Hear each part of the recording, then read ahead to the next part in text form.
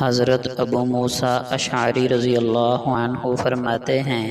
کہ نبی اکرم صلی اللہ علیہ وسلم نے فرمایا، جب کسی آدمی کا بچہ فوت ہو جاتا ہے تو اللہ تعالیٰ اپنے فرشتوں سے پوچھتے ہیں کہ جب تم نے میرے بندے کے بچے کی روح قبض کی تو میرے بندے نے کیا کہا تھا؟ فرشتے جواب دیتے ہیں، اس نے الحمدللہ کہا اور انا للہ و انا الیہ راجعون پڑھا تھا۔ تو اللہ تعالیٰ فرماتے ہیں، میرے بندے کے لیے جنت میں ایک گھر بنا دو اور اس کا نام رکھ دو بیت الحمد۔ حضرت عبداللہ ابن عمر رضی اللہ عنہما فرماتے ہیں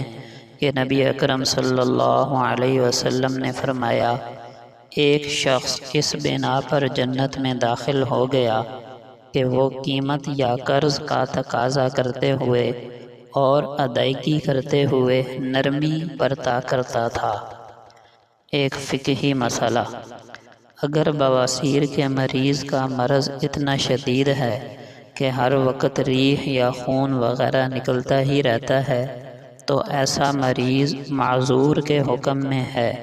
وہ ہر نماز کا وقت داخل ہونے کے بعد نیا وضو کرے گا اور اس وضو سے وقت کے اندر جتنی نمازیں پڑھنا چاہے گا پڑھ سکے گا، اور اگر ریح یا خون ہمیشہ نہیں نکلتا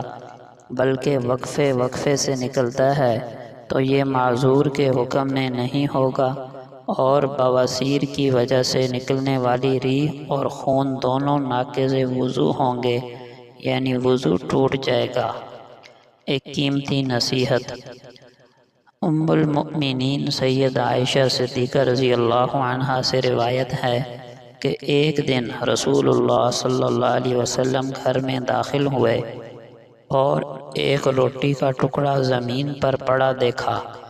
آپ نے اس کے پاس جا کر اسے اٹھایا، صاف کیا اور پھر کھا لیا۔ پھر فرمایا، اے عائشہ، اللہ کی نعمتوں کا صحیح استعمال کرو، کیونکہ یہ نعمت جب چلی جاتی ہے تو واپس نہیں آتی۔